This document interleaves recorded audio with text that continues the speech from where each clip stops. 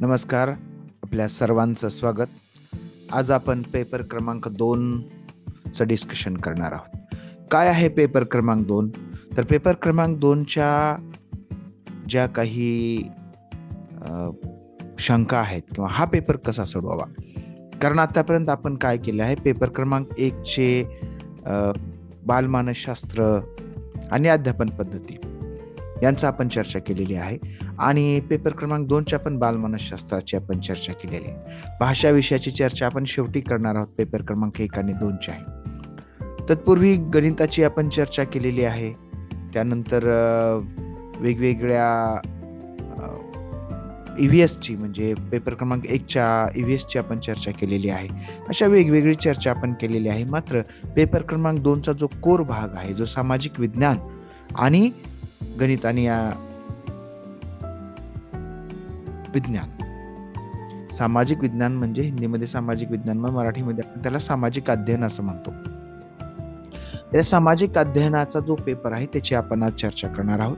आणि उद्या आपण काय करणार आहोत, उद्या गणित विषयज्ञान अध्यापन पद्धतीची आपण चर्चा करणार आहोत. हे दोन्ही दुसऱ्या पेपरचे एकच पेपर आपण सॉल्व्ह करणार आहोत आणि याच्यानंतर भाषेचे पेपर आणि अशा पद्धतीनं आपला जो काही बंडल आहे, बंडल कंप्लीट होणार आहे.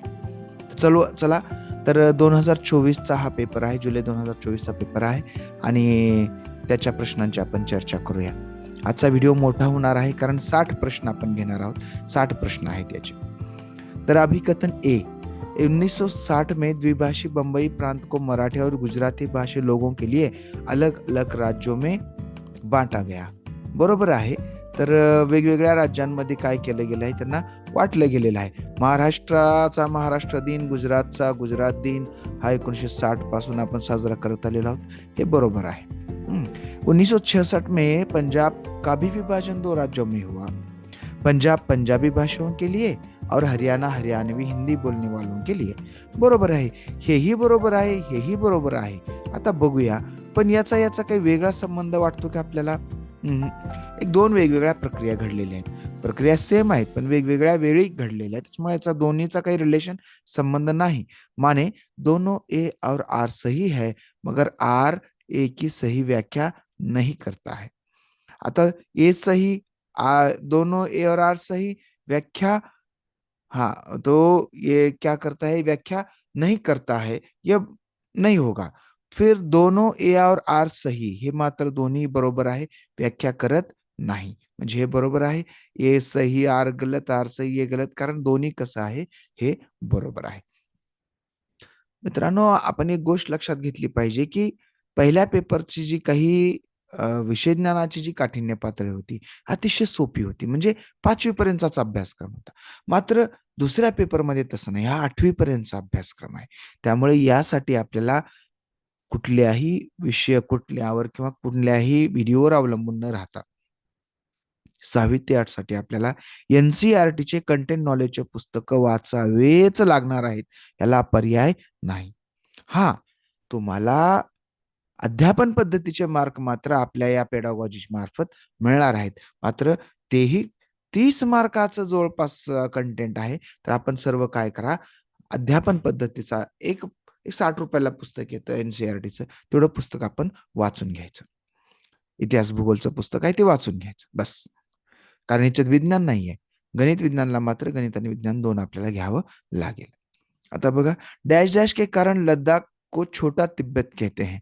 आता आपल्याकडे जे लोक स्वेटर विकायला येतात, आपण त्यांना नेपाळी म्हणतो वेड्यासारखं. ते नेपाळी नाही, ते तिबेटचे लोक आहेत.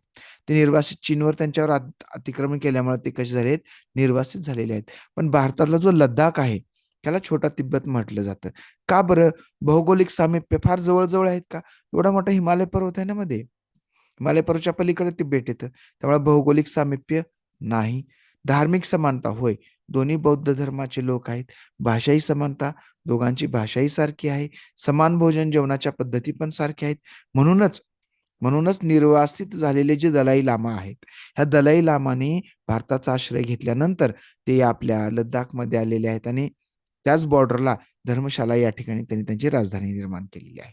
म्हणजे पर्याय क्रमांक BCD असलेला पर्याय क्रमांक 2 काय असल्याचं बरोबर उत्तर असणार आहे. आता बघा 7वीं शताब्दी के प्रारंभ में निम्नलिखित में से किस विचार पर लोगों ने सवाल उठाना शुरू किया? 7वीं इसवी सन 7वं शतक, इसवी सन 7वें शतक. ह्या 7व्या शतकात लोकांनी कशावर प्रश्न विचारायला सुरुवात केला? केवल मानव जाती जीवन के अनंत चक्रों से गुजरते हैं याच्यावर प्रश्न विचारला का? बर. अजून सभी व्यक्ती जन्म के समय समान होते हैं ह्याच्यावर प्रश्न विचारला का? हा, बघूया. हं. त्याच्यानंतर व्यक्तिगत प्रयासों के पुनर्जन्म से छुटकारा पाया जा सकता है याच्यावर प्रश्न विचारला का? सामाजिक विशेषाधिकार किसी जन्म का परिणाम हे याच्यावर प्रश्न विचारायला सुरुवात केली. म्हणजे आता जी काही वर्णव्यवस्था आहे, ब्राह्मण, क्षत्रिय, शूद्र, वैश्य, ह्या वर्णव्यवस्थेमध्ये शूद्रांची एवढी वाईट अवस्था का? तर त्यांनी अगोदरच्या जन्मी ते काय केलं? पाप केलं. त्यामुळे त्यांचा जन्म त्या श्रेणीमध्ये झाला किंवा त्या वर्णामध्ये झाला. तर हा जो वर्णाचा विशेष अधिकार आहे, ह्या विशेष अधिकारावर प्रश्न विचारायला सुरुवात केली. सामाजिक विशेषाधिकार केवळ जन्मामुळे कुठला तरी अधिकार कुणाला मिळणं याच्यावर काय केलं? लोकांनी प्रश्न विचारायला सुरुवात केली. म्हणून याचं उत्तर काय आहे? पर्याय क्रमांक 4 हे आहे. 34 बघा. पृथ्वी के चारों ओर फैली वायु की पतली परत वायु को वायुमंडल कहते हैं. म्हणजे thin layer of air surrounding the earth. What keeps the air remain around the earth. कशामुळे राहते ही अर्थ आसपास? कशामुळे राहते? बघा, अर्थातच पृथ्वीच्या भोवती काय आहे? गुरुत्वाकर्षण बल आहे, त्याच्यामुळे राहते. सूर्याच्या उष्णतेमुळे हवा राहते का? एखाद्याला वाटू शकतं सूर्याच्या उष्णतेमुळे का नाही सर? अहो, सूर्याची उष्णता सर्वच ग्रहांना आहे. सर्वच ग्रहांवर हवा आहे का? नाही. पृथ्वी पर चट्टाने और महासागर. बघा, चट्टाने आहेत आणि महासागरामुळे हवा राहते हे तर अजिबातच नाही. चांद का गुरुत्वाकर्षण बल.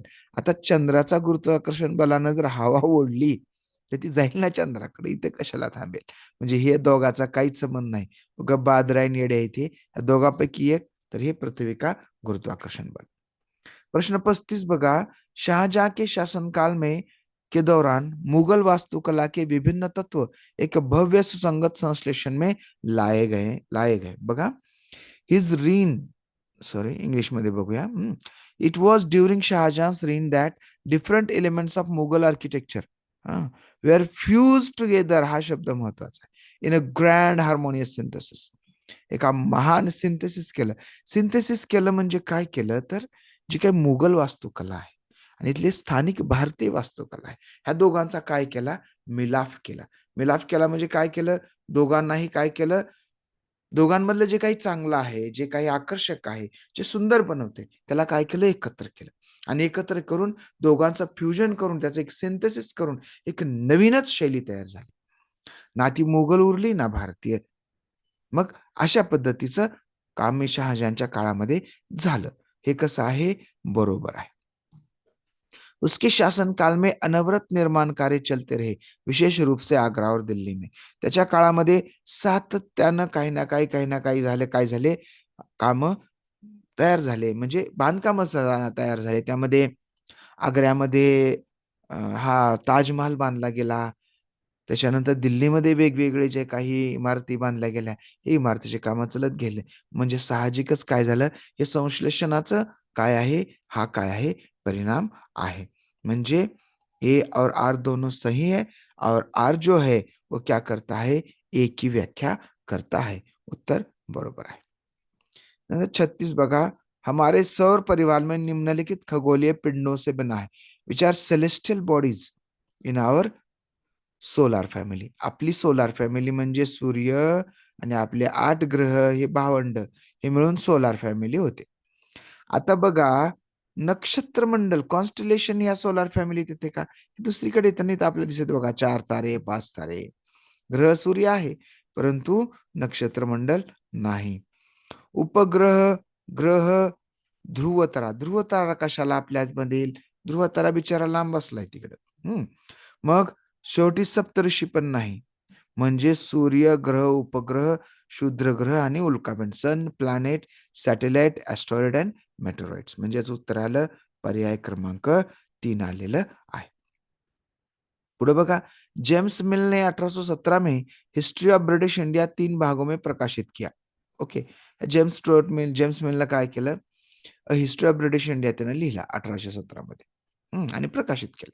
पुढं कायच केलं, बी काय म्हणते बघा, उन्होंने भारतीय इतिहास को 3 कालों में प्राचीन, मध्य, आधुनिक में बांटा है. आता हे आपल्या आधुनिक इतिहासामध्ये आपल्या अभ्यासासाठी आपण काय केलंय, प्राचीन, मध्य आणि आधुनिक मध्ये बांटले अभ्यासासाठी. परंतु मिलनं काय केलं, ह्या लोकांमध्ये एकोपा निर्माण होणे, फोडानी झोडा त्यांच्या राजनीतीचा एक प्रतिबिंब त्याच्या या पुस्तकात पडते. प्राचीन काळाला त्यांना म्हटलं हिंदू काळ. काय कसला काळ? हिंदू. मध्य काळ म्हणजे मुस्लिम आणि आधुनिक काळ म्हणजे इंग्रज. आणि एवढंच नाही, त्यांना असं मांडलं त्याच्यामध्ये, की जर या देशाची चांगली प्रगती करायची असेल, त्यांना माणसाळायचं असेल, त्यांना जर योग्य मार्गावर आणायचं असेल, तर जास्तीत जास्त देशावर काय करायला पाहिजे, इंग्रजांनी राज्य करायला पाहिजे. अशी मांडणी त्याने याच्यामध्ये केलेली होती. म्हणजे कसं आलं, ए बरोबर आहे आणि बी कसं आहे, गलत आहे.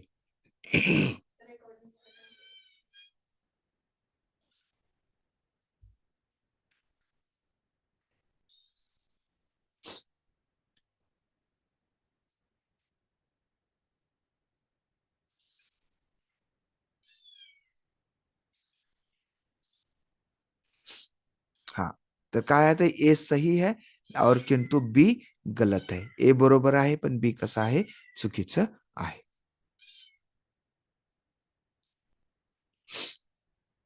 त्यानंतर पुढचा प्रश्न बघूया.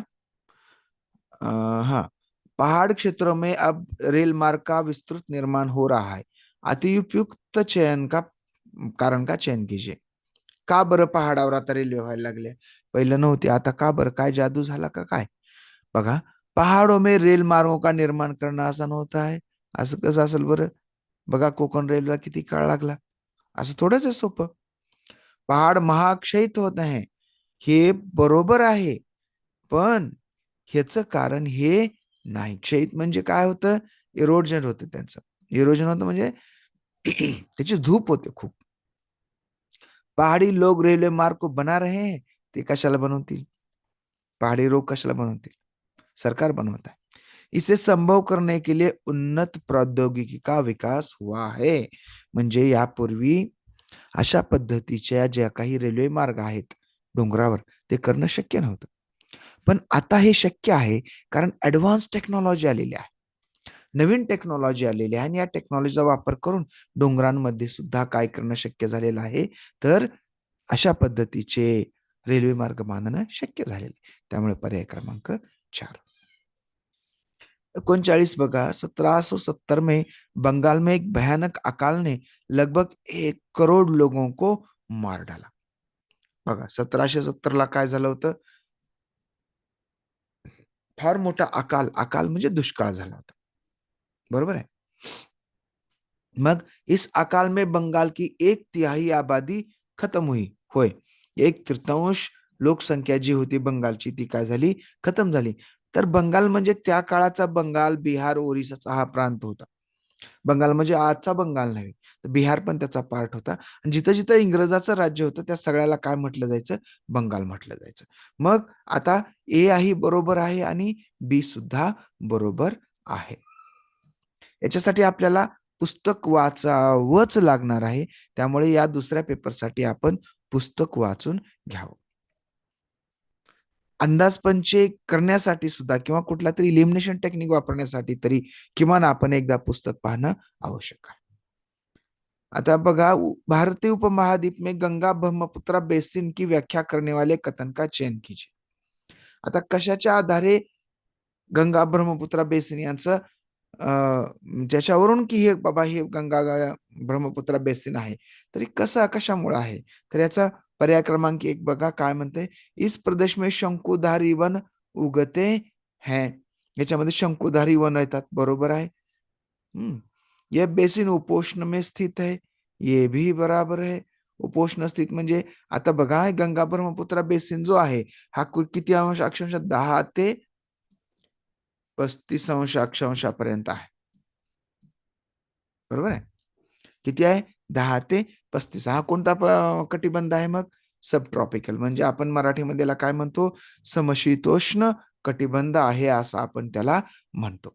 मग समशीतोष्णच्या कटिबंधामध्ये शंकुधारी वन म्हणजे असले वन येतात का, असे शंकुधारी वन बघा, बघा इथं काय म्हणते, तर कॉनिफोरस म्हणजे ज्यांच्या पानं सुयासारखे टोकदार आहेत आणि त्यांचा आकार असा आहे. समशीतोष्ण मध्ये असले वन येत नाही, ती अपना गलत हुआ. बरोबर आहे. ये बेसिन उपोष्ण में स्थित आहे, म्हणजे सब ट्रॉपिकल रिजन मध्ये काय आहे, हे स्थित आहे. बरोबर आहे. इस क्षेत्रीय जलवायू मुख्यतः मान्सूनी आहे. समशीतोष्ण भागामध्ये असल्यामुळे कसं आहे, मान्सून आहे. मान्सून मध्ये शंकुधारी नसते रे बाबा. त्याच्यामुळं चारही पर्याय बघायचे. बेसिन क्षेत्र में विभिन्न प्रकार की स्थलाकृति है.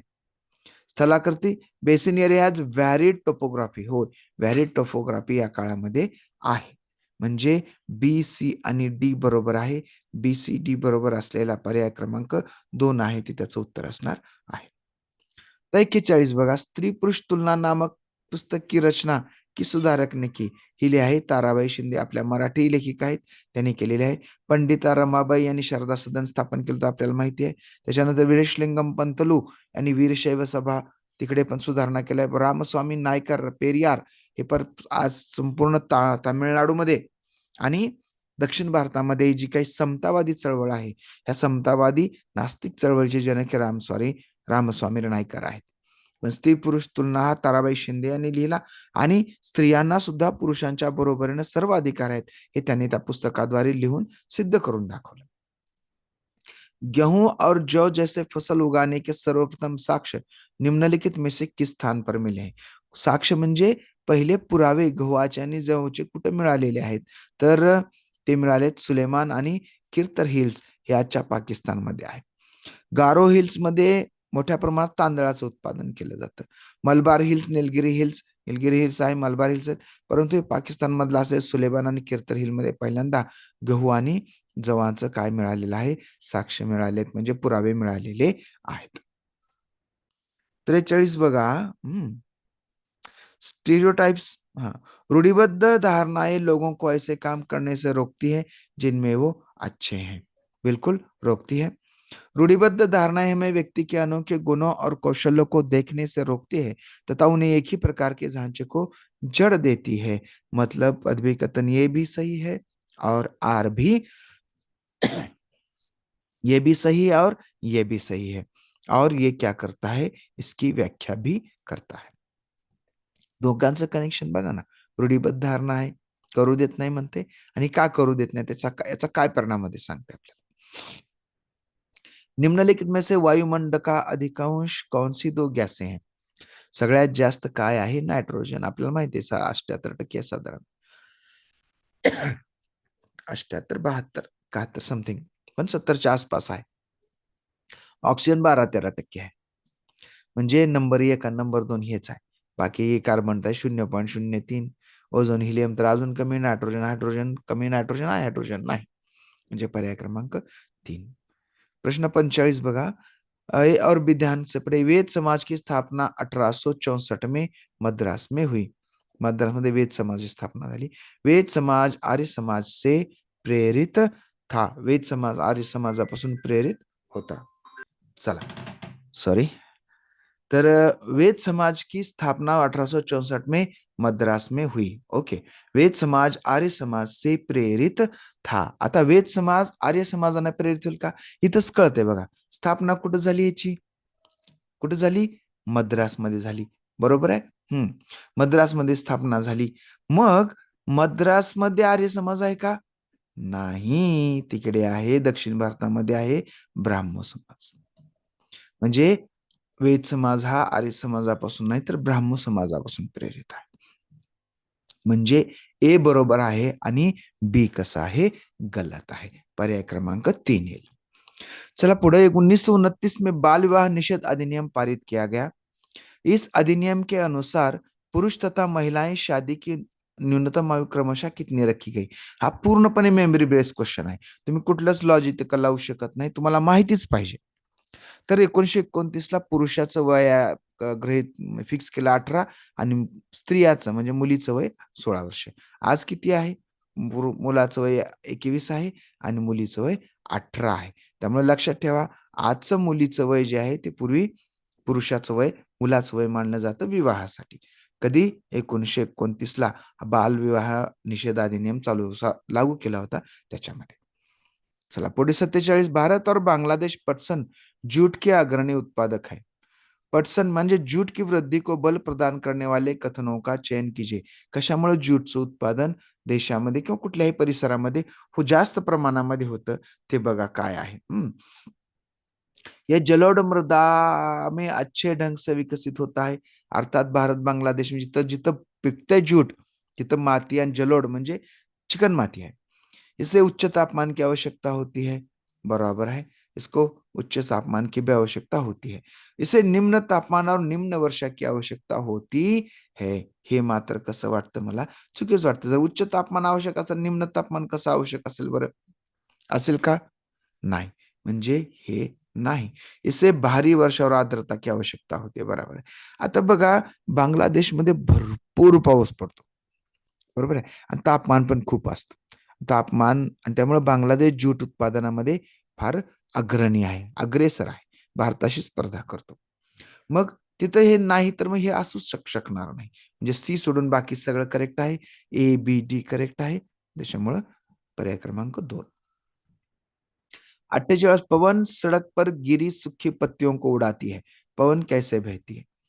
ही रस्त्यावर पडलेल्या जे काही वाळलेला कचरा काडी कसपट आहे ती त्याला उडवती. पवन पवन म्हणजे कोण? वारा. कुठं जाती वारा हे पण आपल्याला माहिती पाहिजे. कॉन्सेप्ट आहे, साधी बेसिक कॉन्सेप्ट आहे. हवा उच्च दाब क्षेत्र से निम्न दाब क्षेत्र की ओर बहती है. जास्त दाबापासून कमी दाबाकडे वाहते. निम्न दाब तर असणारच नाही. संगणित वायू असणार नाही. प्रेशर एरियाज नाही. पौधे और जीव जंतुओं की गती या दोन्हीचा काही संबंध नाही गायगीच मिळकाला. तर या दोघांपैकी एक आहे आणि पर्याय क्रमांक 1 आहे. 49 बघा, पृथ्वी पर उष्णकटिबंधीय क्षेत्र सबसे अधिक उष्मा प्राप्त करते हैं. क्यों? उष्णकटिबंध टॉरिड झोन. का बरं? हे स्थलरुद्ध आहे, लँडलॉक्ड आहे. लँडलॉक्डमुळं काय उष्णता मिळते काय? असं काही नाही. हे महासागरों से घिरी आहे. महासागरामुळे उष्णता वाढते. काहीही सेन्स नाही, काही लॉजिक नाही. दोपहर का सूर्य ठीक सिर के ऊपर होता है. सिर के ऊपर सूर्य होने की वजह से जे काही सूर्याची किरणं आहेत ते जास्तीत जास्त प्रमाणामध्ये पडतात. म्हणजे अशी अशी असे सरळ जर असतील तर अशा आपोआपच त्याची घनता कशी होती जास्त. तिरपे असतील तर इथं असे असे असे पडणार. तिरपे म्हणजे सूर्याची उष्णता तिथं तिरपे असले की कमी मिळते आणि नवलंब रूप पडले की जास्त मिळते. साहजिकच काय होते सूर्याची किरण जास्त पडत असल्यामुळं उष्णता पण तिथं कशी असणार आहे जास्तच असणार आहे. Simple logic. यहाँ सूर्य की किरणें तिरछी होती बिलकुल नाही. पर्याय क्रमांक 3. 50वा प्रश्न बघा. एक ग्लोब पर खिची गई रेखा आहे. हा ग्लोब आहे. त्याच्यावर अशा उभ्या रेषा म्हणजे अक्षांश आणि आडव्या रेषा म्हणजे रेखांश आहेत. ये अक्षांश और देशांतर के रूप में जाना आता है. हिंदी मध्ये अक्षांश आणि रेखांशाला देशांतर म्हणतात. ये रेखाएं किस उद्देश्य को पूरा करती है. कशासाठी?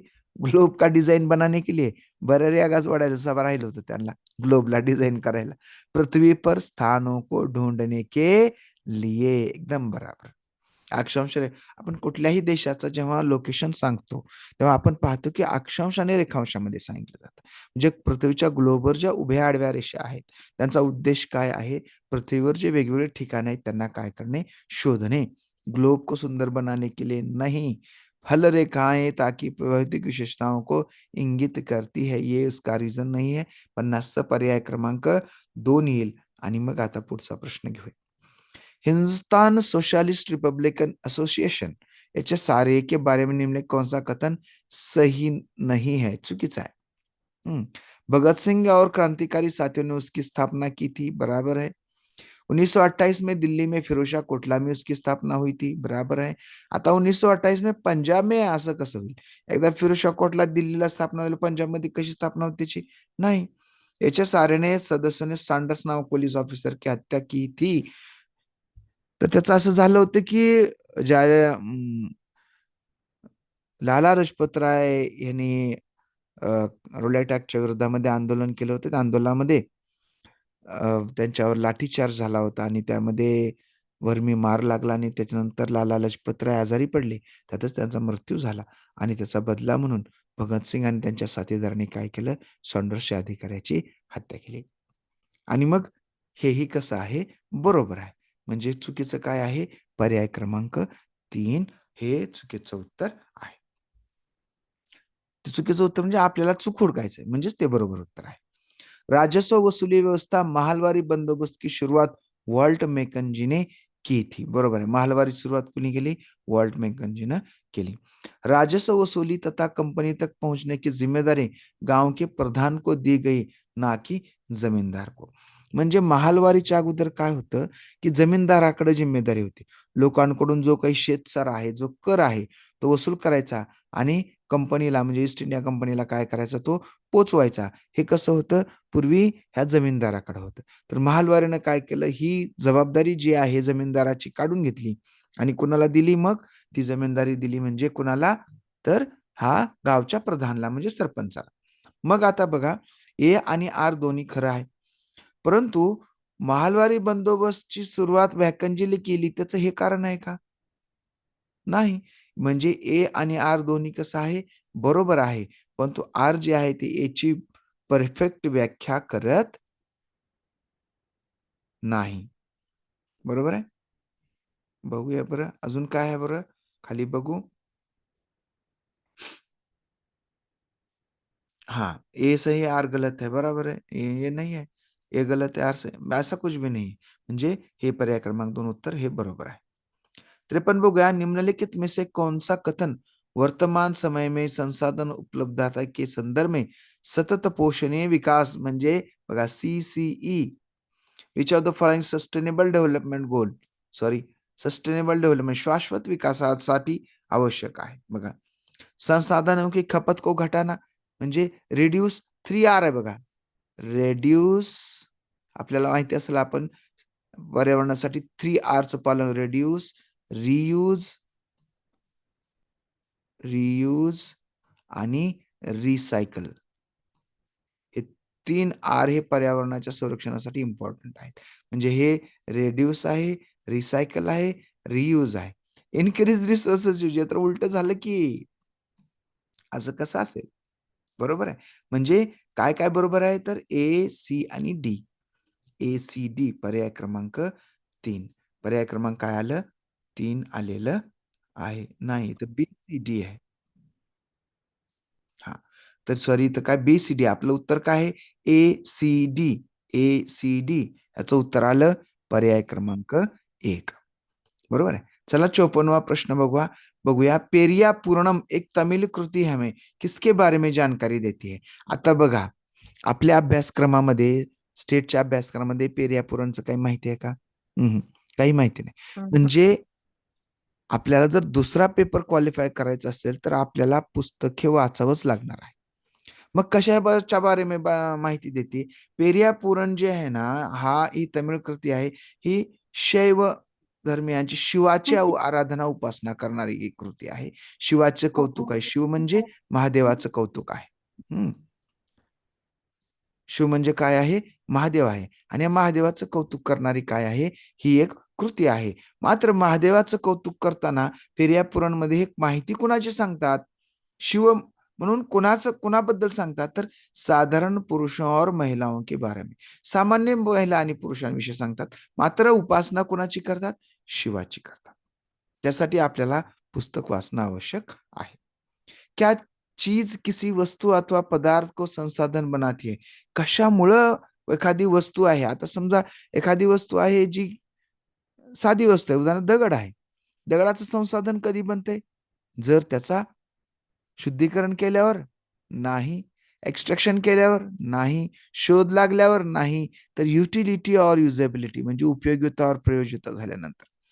उदाहरणार्थ जोपर्यंत दगडापासून जोपर्यंत फरशी बनत नाही, तोपर्यंत दगड संसाधन होतं का? रिसोर्स होता का? नाही. निरुपयोगी एक वस्तू होती. पण दगडापासून सुंदर शहाबादी फरशी बनायला लागली, की तो दगड काय झाला मग? रिसोर्स झाला.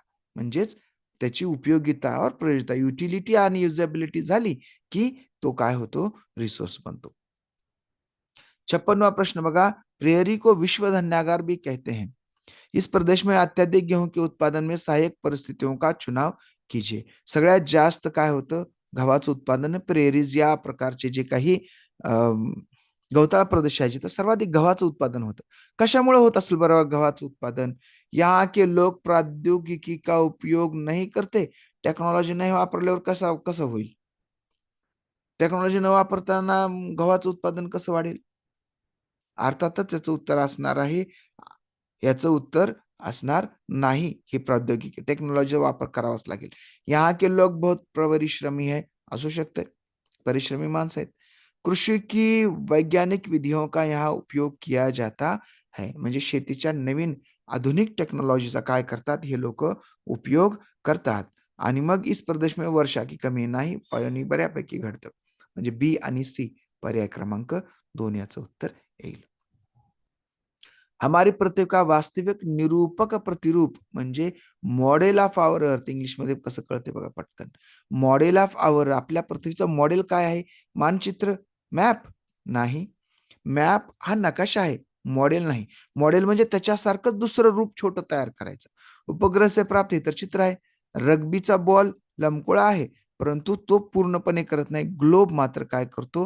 पृथ्वीचं पूर्णपणे प्रतिनिधित्व करतो. कारण ग्लोब पृथ्वीसारखाच आहे, त्याला लंबगोळच केलं असतं. पृथ्वीचा आस पण तिरका आहे, ग्लोब पण असा तिरका आहे.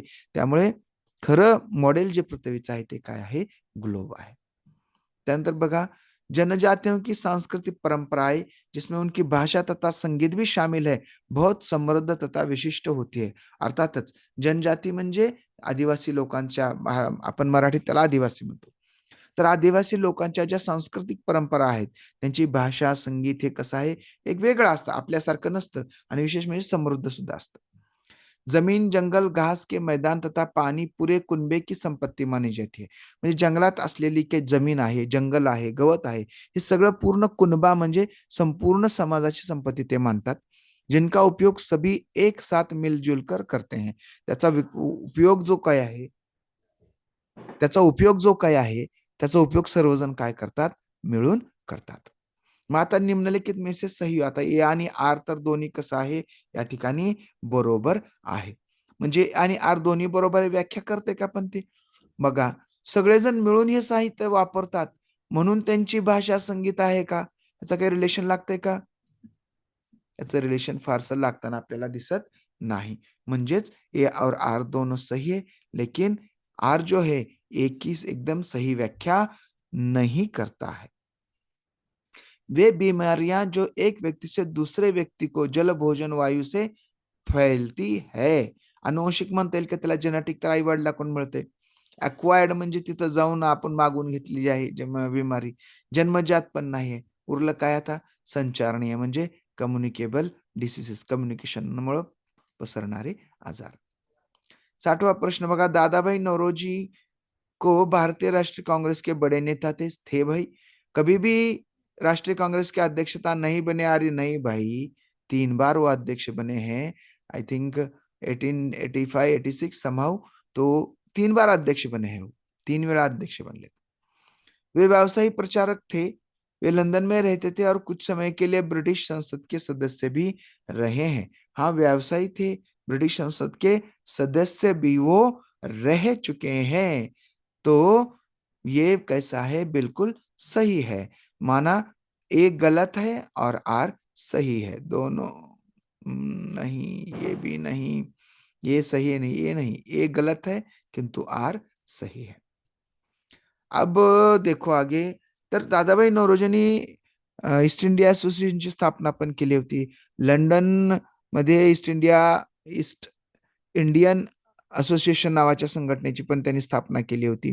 त्या ठिकाणी ते स्वतः तिथल्या पार्लमेंटमध्ये निवडून जाऊन, तिथल्या पार्लमेंटमध्ये जाऊन त्यांनी भारतीय प्रश्न त्या ठिकाणी मांडलेला होता. म्हणजे एवढं त्यांनी यश मिळवलं होतं आणि ते 3 वेळा राष्ट्रीय काँग्रेसचे अध्यक्ष होते. त्यामुळे हे कसं होतं, पर्याय क्रमांक 1 कसा होता? जे काही अभिकथन ए होतं ते कसं होतं? चुकीचं होतं. बघा आता, प्रारंभिक स्तर पर सामाजिक विज्ञान का शिक्षण महत्वपूर्ण है. बरोबर आहे. प्राथमिक स्तरावर सामाजिक विज्ञान हे महत्वाचं आहे. क्यों महत्वाचं आहे? कशासाठी महत्वाचं आहे? तर यह बच्चे के सामाजिक मामलों को संवेदनशील बनाता है. तथा उनमें भिन्नता एवं विविधता के लिए सम्मान विकसित करता है. बघा, वेगळ्यांची विविधता जी आहे का, त्या विविधतेचा काय करते, हे सन्मान करते. म्हणजे अर्थातच ही शिक्षा ह्याच्यासाठीच महत्वाची आहे, कारण ती सन्मान विकसित करते. म्हणून हे कसं आहे, ए आणि आर दोन्ही बरोबर आहे आणि आर काय करते, याची योग्य व्याख्या करतं. त्याच्यानंतर पुढे बघा, हां, तर भारत के गाँव में किसानों के कई आत्महत्या के मामले में रिपोर्ट किए गए हैं. बराबर है. मानसून का अभाव, कर्ज न चुका पाने की अक्षमता किसानों के दुखों का कारण बनती है. मला वाटतं आता ह्याचं आत्महत्या आणि आत्महत्येचं कारण तर इथं आपल्याला ऑलरेडी काय होत आहे, मिळत आहे. म्हणजे ए आणि आर दोन्ही कसं आहे, बरोबर आहे आणि ए आर जे आहे ते याची योग्य व्याख्या आहे. उन तात्कालिक उपायों की पहचान कीजिए जो महिलाओं की सुरक्षा तथा उन्हें नौकरी करने, पारिवारिक आय में योगदान एवं आत्मनिर्भर बनाने में सुनिश्चित करता है. आता इथं थोडा कन्फ्युजिंग प्रश्न आहे, तात्कालिक उपाय. आणि ही तात्कालिक उपाय कशासाठी? महिलांची सुरक्षा आणि नौकरी आणि पारिवारिक आयमध्ये योगदान. बालवाड़ियों का प्रावधान, बिल्कुल इससे उनको सुरक्षा मिल सकती है. पारिवारिक आय में उनको त्यांना म्हणजे कुटुंबाचं उत्पन्न वाढवण्यासाठी काय होतं, त्यांना त्याची मदत मिळू शकते. संसद में महिलाओं सीटों का आरक्षण, त्याचा फायदा होऊ शकतो, पण हा फायदा तात्कालिक नसणार आहे. काही वर्षांनंतर काय होणार आहे, त्याचा फायदा त्यांना होणार आहे. म्हणजे आज रोजी याचा फायदा त्यांना नाही. व्यावसायिक सुरक्षा का प्रावधान, अर्थात व्यावसायिक सुरक्षा दिल्यानंतर त्यांना व्यवसाय करता येईल. रात की पाली शिफ्ट के लिए लाने जाने की सुविधा, रात्रीच्या पाळीला त्यांना येण्या-नेण्याची सुविधा. हे सगळं काय असणार आहे, याच्यावर अवलंबून असणार आहे आणि त्यामुळे याचा पर्याय क्रमांक उत्तर असणार आहे 2, ए, सी आणि डी. बी सोडून बाकी सगळे बरोबर. आता इथं आपण असं कन्फ्यूज होतो, बालवाडी संसदेच्या सीट बी त्याला आहेत की मग सगळंच आहे की असं आपल्याला वाटू शकतं. पण लक्षात घ्या, तात्कालिक उपाय पाहिजे आपल्याला. म्हणजे आज केला आणि लगेच त्याचा रिझल्ट आला. आरक्षणाचा फायदा होईल, पण कधी होईल? ते कधी व्हायचे, कायदे कधी व्हायचे, लागू व्हायचे, समाजामध्ये परिवर्तन कधी व्हायचं, त्याला वेळ लागू शकतो. 64वां प्रश्न बघा, निम्नलिखित में से कौन से कथन परिप्रश्न उपागम से संबंध में नहीं है? परिप्रश्न म्हणजे इंक्वायरी अप्रोच से रिलेटेड नहीं. यह समस्याओं को सुलझाने की क्षमताओं को प्रोत्साहित करता है. बरोबर आहे, करतो, प्रोत्साहित करतो. त्यानंतर यह साक्ष्य एकत्रित मूल्यांकन करने के तरीकों का पता लगाने में मदद करता है. बघू बरं इंग्लिशमध्ये. It helps find ways to gather and evaluate evidence. जो काही एव्हिडन्स आहे, हा एव्हिडन्स शोधायला काय करतो, मदत करतो. बरोबर आहे. शिक्षिका अधिगम की गती को तय करते, बिलकुल नाही मॅडम. मॅडमने अधिगम की गती, अभ्यासाची गती तय करायची नाही. कोणी करायची? तर ती विद्यार्थ्यानं करायची, लेकरांनी करायची. ये एक जल्दी सीखने का तरीका है. ऑफ कोर्स ये जल्दी सीखने का तरीका बिल्कुल भी नहीं है, लेकिन ये अच्छा सीखने का तरीका है. ए और बी, पर्याय क्रमांक 4. पुढे बघा, निम्न में से सामाजिक विज्ञान पढ़ाने में कौशल आधारित उद्देशों की पहचान कीजिए. बघा इथं पण इम्पॉर्टंट आहे. Teaching social science, skill base objective. Objective तर आता सगळेच असणार, स्किल बेस काय असणार आहे? विभिन्न समाजों में रहने वाली संस्कृतियों को समझना. हो, पण स्किल बेस आहे का? नाही. याच्यात काय स्किल आहे? हे नॉलेज बेस आहे. नक्शा बनाने की क्षमता. नक्शा बनवणं काय आहे? स्किल आहे. आंतरविद्या के लिए आदर विकसित करना. ऑफकोर्स आहे, पण हे का स्किल आहे का नाही? महाद्वीपों का ज्ञान प्राप्त, हे सुद्धा कसं आहे? हे सुद्धा ज्ञानात्मकच आहे. म्हणजे उत्तर आले पर्याय क्रमांक 2. बघा, निम्न अभिकथन तथा कारण पर विचार करें. उद्या विशेष जो सामाजिक विज्ञान को बनाती है, वे इतिहास, भूगोल, राजनीति विज्ञान तथा अर्थशास्त्र. बरोबर. ह्याच्यालाच काय म्हटलं जातं? सामाजिक विज्ञान किंवा सोशल सायन्स म्हटलं जातं. हां, तर आपण चर्चा केल्याप्रमाणे की विद्या विशेष सामाजिक विज्ञान को बनाती है, इतिहास, भूगोल, राजनीतिक विज्ञान, अर्थशास्त्र ह्याचा भाग आहे, सगळ्याचा अंतसंबंध आहे, जी आपण चर्चा केलेली आहे. त्यानंतर पर्याय 67 बघा. सामाजिक विज्ञान के मूल्यांकन के दौरान, मूल्यांकन म्हणजे evaluation. Evaluating social science while the following question will help to understand its objective. कोणते प्रश्न त्याचे ऑब्जेक्टिव्ह समजण्यासाठी मदत करतील? उद्देश्य समझाने के लिए मदद करेंगे। पाठ्यक्रम में किन कौशल्यों पर बल दिया आहे? बरोबर आहे. कारण मोजमाप आपल्याला कंटेंटचं करायचंय का? धड्यामधला जो काही कंटेंट आहे, जो काही त्याला आपण भाग आहे, धड्यामध्ये काय आहे हे नाही. तर त्याच्या माध्यमातून कोणती कौशल्य विद्यार्थ्यावर बिंबवायची आहेत. ते स्किल आहेत.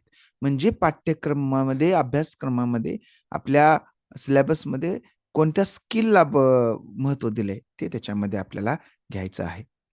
बरोबर आहे? त्यानंतर क्या यह किसी मानक पाठ्यपुस्तक से लिया गया है किसी पाठ्यपुस्तक से? कुठून घेतलंय हे महत्वाचं नाही. मानक म्हणजे फिक्स कुठल्या तरी स्टँडर्ड टेक्स्ट कॉम्बिनेशन आहे का? स्टँडर्ड टेक्स्ट कॉम्बिनेशनचा याचा सामाजिक विज्ञानमध्ये म्हणजे आता या आधुनिक पद्धतीमध्ये कुठल्याच स्टँडर्ड मधून घ्यायचं आणि त्याला फॉलो करायचं असं नाही. पाठ्यक्रम की रूपरेखा भी कितने विस्तृत है. याचा काही किती वेळ लहान मोठा असू आणि त्याचा काय संबंध आहे.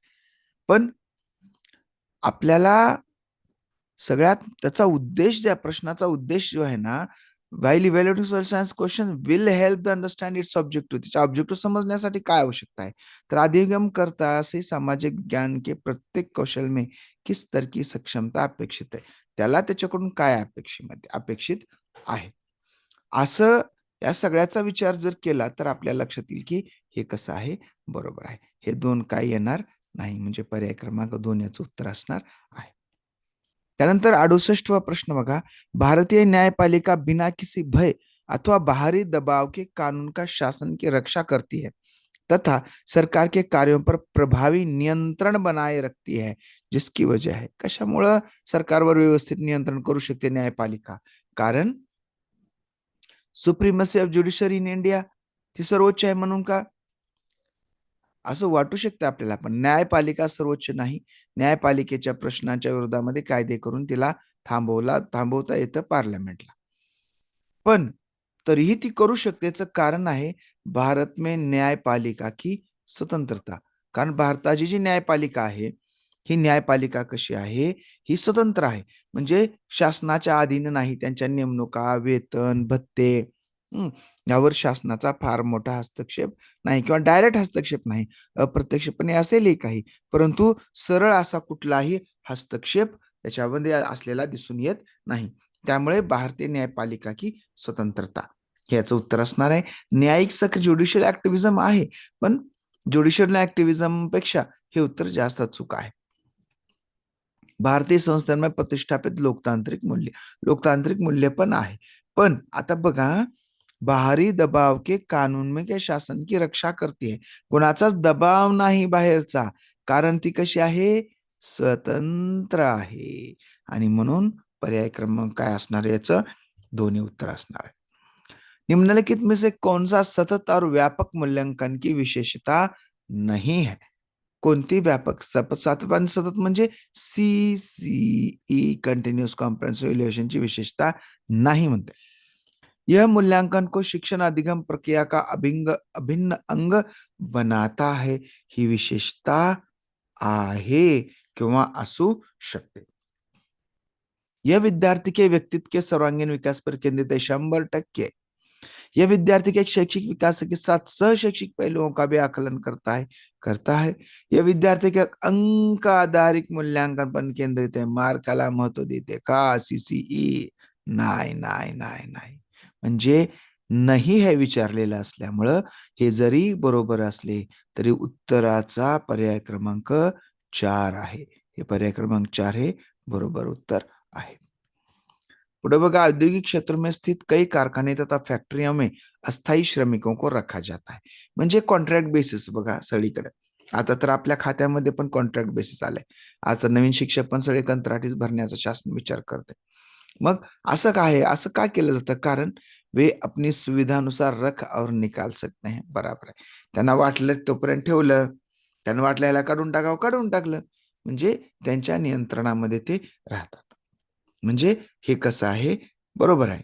नंतर वे स्थायी कर्मचारियों को मिलने वाले वेतन तथा अन्य नौकरी संबंधी हित लाभों की बचत करते हैं. परमनंट केल्यावर त्याला PF द्यावा लागतो, त्याला महागाई भत्ता द्यावा लागतो, त्याला रजा द्याव्या लागतात. ह्या सगळ्यापासून काय होतं? त्यांचा फायदा होतो. म्हणजे हे पैसे त्यांचे वाचतात. अस्थायी कर्मी बिना समयोपरि भत्ते की मांग किए लंबे समय तक काम करते हैं. बघा, casual workers work long work without demanding over time wedges. म्हणजे यांचं असं म्हणणं आहे की जे अस्थायी कर्मचारी आहेत, हे अस्थायी कर्मचारी काय करतात, हे जे अस्थायी कर्मचारी आहेत, हे अस्थायी कर्मचारी काय करतात, तर फार काही मागण्याकरता खूप काळपर्यंत काम करतात. हे असू शकते. कारण ते मागत नाहीत ना पैसे, त्यांचा फायदा होतो याच्यामध्ये. पुढे बघा, स्थायी कर्मियों की तुलना में अस्थायी कर्मी अधिक परिश्रमी होते हैं, ऐसा कुछ भी नहीं है. तर हे जे आहेत ना, हे अस्थायी कर्मचारी जे आहेत, हे स्थायीपेक्षा अधिक चांगल्या परिश्रमी असतात असं काही नाही. म्हणजे ए, बी आणि सी कसं आहे, बरोबर आहे. नंतर प्रश्न क्रमांक 71 बघा.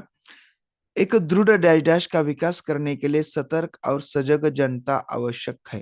दृढ काय, सजग आणि जनता कशा, राजतंत्राला कशाला लागते, गुटतंत्राला तरी म्हणजे गटबाजीला कशा, एक तंत्राला पण लागत नाही, उलट त्यांना सजग यंत्र नको आहे.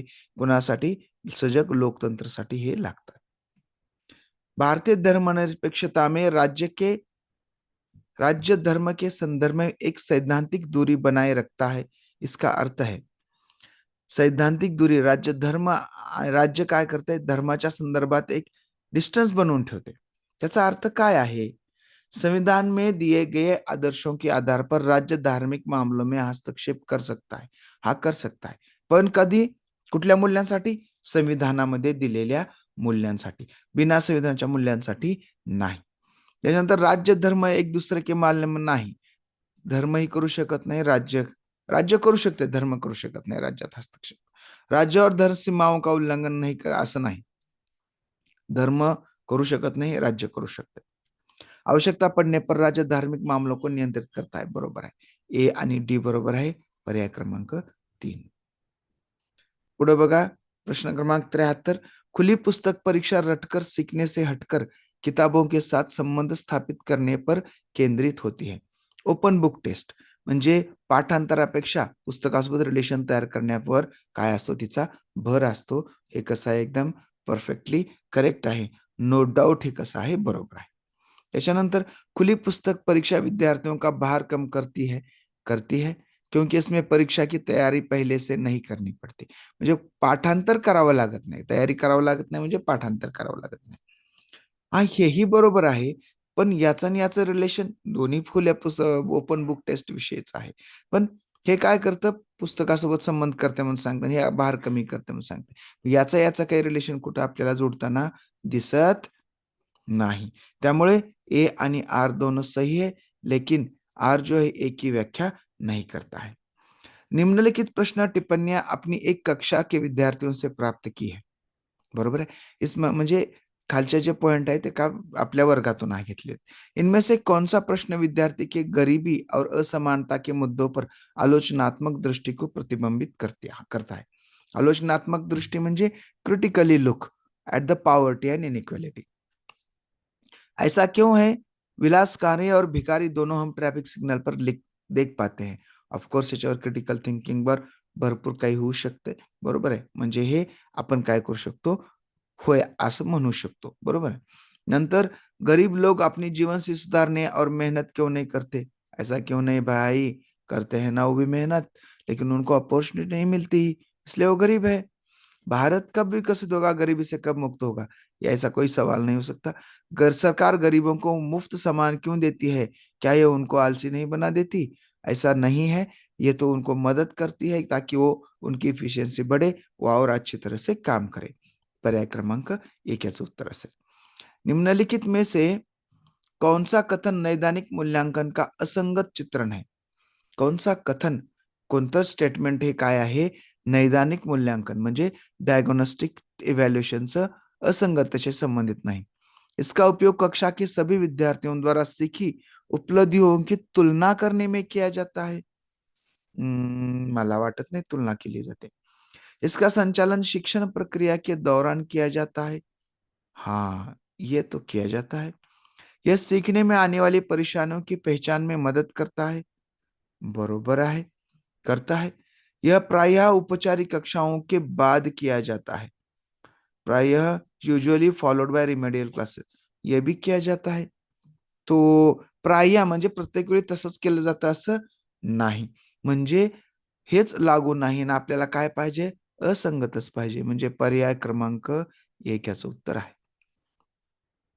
एनसीएफ 2005 के अनुसार स्कूली शिक्षा के किस स्तर पर सामाजिक विज्ञान के विषयों को स्वतंत्र रूप से पाठ्य पुस्तकों को परिचित किया जाता है? कुठल्या स्तरावर स्वतंत्र रूप पुस्तक आहेत, पहिले दुसरीला नाही, तिसरी चौथी पासून आहेत, म्हणजे उच्च प्राथमिक स्तरापासून त्यांना काय केले जाते, वेगळे पाठ्यपुस्तक दिले गेलेले आहेत। बाकी काही चर्चा करण्यामध्ये पॉइंट या ठिकाणी नाही।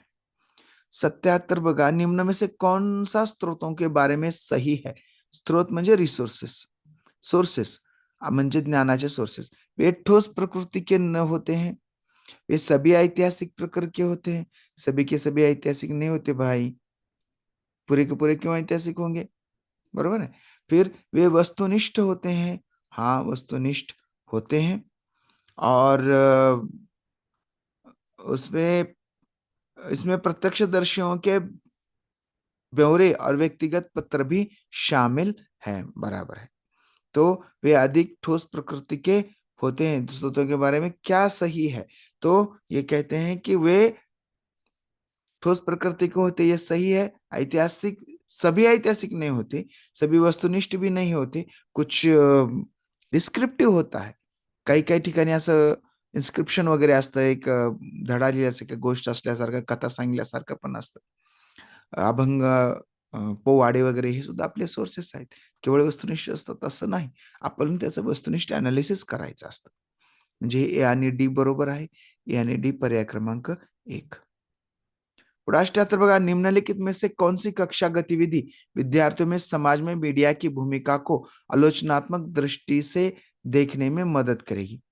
कोणची ऍक्टिव्हिटी आहे जी मीडियाला क्रिटिकल थिंकिंग न बघायला मदत करेल, बरोबर आहे। आता हे बघा, पुन्हा क्रिटिकल थिंकिंगचा आपला व्हिडिओ आहे, बारकाईने पाहून घ्या, आपल्या लक्षात येईल। क्या सरकार किसी खबर को टीवी पर चलाने से रोक सकती है? वो ऐसा क्यों करोगी? इसे पर छात्रों द्वारा कक्षा में परिचर्चा करवाना, हे क्रिटिकल थिंकिंग मध्ये येऊ शकते। त्याच्यानंतर किसी एक मुद्दे पर छात्रों को अलग अलग अखबारों के कथनों को इकट्ठा करना, भरकेले और उनके विवरण की तुलना करने को कहना, म्हणजे कुणी काय लिहिले, कुणी काय लिहिले, त्याची तुलना करायची, हे सुद्धा क्रिटिकल थिंकिंग मध्ये येते। छात्रों से व्हाट्सएप पर अन्य सोशल मीडिया द्वारा आई खबरों को एकत्र करवाना तथा उनका शैक्षणिक संसाधन के रूप में इस्तेमाल करना, याच्यामध्ये क्रिटिकल थिंकिंग नाही, पर्याय क्रमांक 1 आणि पर्याय क्रमांक 1 म्हणजे ए आणि बी। निम्नलिखित में से किस विषय के शिक्षण के लिए ट्री चार्ट उपयुक्त होगा? ट्री काढायचा, ट्री जसं फॅमिली ट्री काढतात की नाही, आपल्या मुलांचे, त्यांचे नातू, असं असं ऐसा ट्री चार्ट कशाला उपयुक्त है? शासक के शासनकाल का सार देने के लिए, सार देने के लिए आई डोंट थिंक सो, सार देण्यासाठी तर त्याला जिस्ट दिलं जातं। बर, पुढं, एक विशेष काल में ऐतिहासिक घटनाओं, युद्धों, क्रांतियों, सामाजिक आंदोलनों का पदानुक्रम, हे महत्वाचं आहे। त्याचा जो पदानुक्रम आहे उसको सचित्र दिखाने के लिए ट्री चार्ट उपयुक्त रहेगा, इससे भी ज्यादा उपयुक्त रहेगा। आधुनिक इतिहास को पढ़ाने में आयोजन और सांख्यिकी चरणों के लिए भी इसका उपयोग उतना नहीं है, तो इसका पर्याय क्रमांक 2 आएगा। निम्नलिखित में से कौन सा संसाधन रणनीति एक सामाजिक विज्ञान की कक्षा को समावेशी बना सकते हैं? इन्क्लुझिव्ह करायचे शाळा, कसं करायचंय, इन्क्लूसिव, इन्क्लूसिव समावेशी वर्ग तैयार करायचा है। विभिन्न समुदाय और क्षेत्रों के लोगों की कहानियां और तस्वीरों का प्रदर्शन करना, त्याचं प्रदर्शन केल्यामुळं शाळा वर्ग इन्क्लुसिव होईल का? बिल्कुल होईल। त्यानंतर केवल समाज के प्रभुत्व के विचारों को सीखना, समाजात जे प्रभावी आहेत ते शिकणं, आसपास के उदाहरणों से बचना नहीं, आसपास के उदाहरणों से हमको सीखना है। केवल पाठ्य पुस्तकों के उत्तर देने के लिए प्रोत्साहन करना, ऐसा भी नहीं है, तो इसका पर्याय क्रमांक 1 आ गया। आता शेवटचे 10 प्रश्न। ऐसा संभव है कि आपकी कक्षा में हाशियाई समुदाय के छात्र भी हो, असू शकतात, अल्पसंख्याक किंवा हाशियाई म्हणजे ज्यांचा कोणी नाही, तिथं फार कमी संख्या आहे। इसलिए जब आप हाशिएकरण पर कक्षा में बात कर रहे हो, तो विषय वस्तु प्रस्तुत करते हुए आपको निम्नलिखित में से किन बातों का ध्यान रखना चाहिए? काय लक्षात ठेवायचं त्यांनी? खास समुदायों का नाम लेने पर उनको लोग असहज महसूस करते हैं, बरोबर आहे. हे आपण लक्षात ठेवलं पाहिजे, की विशिष्ट जातीचे लोक आपण जर त्यांच्या जातीचं नाव घेतलं, तर त्यांना कसं वाटतं, असहज होतं. त्यांना थोडंसं अवघडल्यासारखं होतं. बरोबर है? नंतर इस तरह के मुद्दों को संवेदनशीलता से संभालना बिल्कुल एकदम सेंसिटिविटी ने संभालना चाहिए। कुछ छात्र अपने साथ हुए भेदभाव को साझा करने में शर्मिंदा महसूस करते हैं. त्यांच्यासोबत केलेला भेदभाव त्यांना सांगावा वाटत, त्यांना तो काय वाटतो? अपमान वाटतो. म्हणून विद्यार्थियों को जबरन अनुभव साझा करना चाहिए? बिलकुल नाही. डी असणार नाही. ए आणि बी आणि सी बरोबर असणार आहे. पर्याय क्रमांक 3 असणार आहे. निम्नलिखित में से कौन सा से परियोजना कार्य की विशेषताएं हैं? कौन सा परियोजना के कार्य की विशेषता है? या विद्यार्थियों के पाठ्य कार्य योजना परियोजना बघा, which are following is feature of project work. प्रोजेक्टचं वैशिष्ट्य काय आहे? यह विद्यार्थियों को पाठ्यपुस्तक से आगे जाने का मौका देती है? बिल्कुल देती है. परियोजना कार्य घर पर ही करना चाहिए ताकि कक्षा में शिक्षा के लिए अधिक समय मिल सके. ऐसा कोई ऐसी ऐसी जो बात है की प्रोजेक्टमुळं विद्यार्थ्यांचा वेळ जातो शाळेत अभ्यासामध्ये. नुसतंच घरी नाही, तर प्रोजेक्ट शाळेतही झाला पाहिजे, प्रोजेक्ट कुठं झाला पाहिजे, अजून घरी झाला पाहिजे. म्हणजे असं काही नाही की बाबा प्रोजेक्ट कुठं केला पाहिजे, फक्त घरीच केला पाहिजे. का तर त्यांना शिक्षण केले अधिक समय मिल सके. असंही असू शकते. म्हणजे असं काही नाही, शाळेमध्ये पण त्याचं थोडं काम करायला हरकत नहीं. त्याच्यामुळे हे वैशिष्ट्य नाही. सामूहिक परियोजना कार्य विद्यार्थियों के सहयोगात्मक कौशल के विकास को मदद करती है. बिल्कुल. Cooperative, cooperation, collaborative skills in student develop होतात. त्यामुळे ए आणि सी बरोबर आहे. पर्याय क्रमांक 3. लोकतंत्र में एक निश्चित समय अंतराल के पश्चात चुनाव क्यों होते हैं? सरकारों का उत्तरदायित्व निश्चित करने के लिए होते हैं क्या? हाँ, हो सकता है. देखेंगे, बघूया आपण. काय आहे? तर सरकारचं उत्तरदायित्व अकाउंटेबिलिटी ऑफ गव्हर्नमेंट. बरोबर, गव्हर्नमेंटनं काय केलंय, काय नाही, लोकांना सांगावं त्यांनी. दलों का समान राजनैतिक भागीदारी सुनिश्चित करने के लिए. इंग्लिशमध्ये बघू. To ensure equal political participation by the parties. सर्व पॉलिटिकल पार्टीजने काय करावं? त्यामध्ये सारख्या प्रमाणामध्ये काय करावं? त्यांनी सहभागी घ्यावं. बरोबर आहे. त्यानंतर राजनीतिक वादविवाद तथा जनसंवाद को प्रोत्साहित करने के लिए. बरोबर. राजनीतिक वादविवाद झाला पाहिजे. त्याशिवाय लोकांना काय चाललंय काय नाही कसं कळेल? मग ए बी सी बरोबर आहे. डी काय म्हणते? ये एक प्रथागत प्रक्रिया आहे, एक परंपरा आहे, कस्टमरी प्रॅक्टिस आहे. बिल्कुल नाही, कस्टमरी प्रॅक्टिस नाही. ए बी सी पर्याय क्रमांक 1. आपतन की अवधारणा को पढ़ाने का सबसे अच्छा तरीका है प्रदर्शन. तर डेमॉन्स्ट्रेशन द्यायचं. आपतन म्हणजे इन्सोलेशन. इन्सोलेशन ही जी प्रोसेस आहे, केस स्टडीनं होत नाही, विचार मंथनानं होत नाही, सर्वेक्षणानं सुद्धा होत नाही. त्याचं डेमॉन्स्ट्रेशनच द्यावं लागतं. पुढे बघा, कथन भारतीय संविधान धार्मिक और भाषाई अल्पसंख्यकों की सुरक्षा का प्रावधान मौलिक अधिकारों से करता है. बिल्कुल मूलभूत अधिकार आहे ना, यह करता है. यह अनुमान लगता है की याचा काय अर्थ होतो, याच्यावरून आपण काय अर्थ आपण याच्यावरून करू शकतो. यह बहुसंख्यकों द्वारा संभाव्य सांस्कृतिक प्रभुत्व के समक्ष अल्पसंख्यकों की सुरक्षा करता है. बिलकुल. बहुसंख्याकांचं जे सांस्कृतिक प्रभुत्व आहे, त्याच्यामुळे अल्पसंख्याकांच्या हक्कावर दगा येऊ शकते. त्यामुळे त्याची काय करतो? तो सुरक्षा करतो. यह बहुसंख्यकों द्वारा किसी तरह के भेदभाव से अल्पसंख्यकों की सुरक्षा करता है. बिल्कुल भेदभावापासून सुरक्षा करते हैं. यह अल्पसंख्यक हितों की रक्षा करता है. बराबर है. यह अल्पसंख्यकों को आर्थिक अवसरों की गारंटी असली कसली ही गॅरंटी आहे देत नाही. म्हणजे आपल्याला काय म्हणावं लागेल? ए, बी आणि सी बरोबर आहे. पर्याय क्रमांक याचं काय आहे? एक उत्तर बरोबर आहे. हे 3 वाटायले 1 आहे पर्याय क्रमांक 1. हे एक उत्तर बरोबर आहे. पुढे बघूया. सामाजिक विज्ञान पाठ्यक्रम में को भार कम करने के लिए निम्नलिखित में से क्या उपयुक्त है? काय उपयोगी आहे ज्याच्यामुळं अभ्यासाचा लोड कमी होईल? तथ्यों के स्मरण पर न्यूनतम बल देना तथा समजणे पर केंद्रित करना. बरोबर आहे. म्हणजे मिनिमायझिंग एपिसोड मेमोरायझिंग वरचा भर कमी करायचा आणि कॉम्प्रेशन समजून घ्यायला महत्व द्यायचं. बरोबर आहे. Focusing on conceptual clarity. बरोबर आहे. ज्या संकल्पनात्मक जी क्लॅरिटी आहे त्याच्यावर काय केलं पाहिजे? लक्ष दिलं पाहिजे. त्याच्यानंतर परीक्षा निर्देशों के आधार पर शिक्षक के विषय वस्तु से अनभिज्ञता के कारण पाठ्य पुस्तकों के कुछ विषयों को छोड़ देना. ऐसा नहीं करते भाई. हे क्या आहे, गलत है. म्हणजे पर्याय क्रमांक ए आणि बी, म्हणजे पर्याय क्रमांक आलं 2. बरोबर आहे. आता 88 बघूया. 2 मौलिक अधिकार जिनकी मांग पर हास्यकृत समूह बल सकते हैं. म्हणजे मार्जिनलाइज्ड जे ग्रुप आहेत ते 2 अधिकार मागू शकतात, ताकि उनके साथ भी गरिमामय और समानता का व्यवहार किया जाए. त्यांच्या सोबत सुद्धा अतिशय प्रतिष्ठेनं त्यांना वागवलं गेलं पाहिजे, समानतेनं त्यांच्यासोबत वागलं पाहिजे. त्यासाठी कोणता अधिकार आहे बघा, समानता का अधिकार. म्हणजे अर्थातच काय आला, समानता का अधिकार. और हास्यकृत बनवून गरिमामय व्यवहार म्हणजे कशाचा अधिकार आला पुन्हा आता, म्हणजे त्यांना काय आहे, त्यांची डिग्निटी जी आहे ती डिग्निटी काय झाली पाहिजे, झाली पाहिजे. म्हणजेच त्यांची जी संस्कृती आहे त्याचा रिस्पेक्ट केला गेला पाहिजे. त्यांना शिक्षणाचा अधिकार सुद्धा मिळाला पाहिजे. म्हणजे ए आणि बी शोषण के विरुद्ध का अधिकार. शोषण के विरुद्ध का अधिकार है, लेकिन हास्यकृत समूह म्हणून हा शोषण के विरुद्ध का अधिकार उसमें है, ऐसा नहीं है. स्वतंत्रता का अधिकार, लेकिन ये इसमें शामिल नहीं हो सकता. ए और बी बराबर है. राज्य शासन की कार्यप्रणाली से संबंधित निम्नलिखित आकलन प्रश्नों ए तथा बी पर विचार करें. प्रेस वार्ता का उद्देश्य क्या होता है. यस विधानसभा में बहस से किस तरह से अलग है. प्रेस वार्ता म्हणजे प्रेस कॉन्फरन्स. प्रेस कॉन्फरन्स मध्ये काय केलं जातं, की तुम्ही काय सांगता त्या संकल्पनाची काय केली ती जांच केली जाते. माने तथ्यात्मक ज्ञान की संकल्पनात्मक ज्ञान की जांच करता है कौन, प्रेस वार्ता. म्हणजे प्रेस कॉन्फरन्स काय करतं, तथ्यात्मक संकल्पनात्मक काय करतं, जांच करतं म्हणजे टेस्ट करतं. और ये विधानसभा में होने वाली की बहस से किस तरह से अलग है.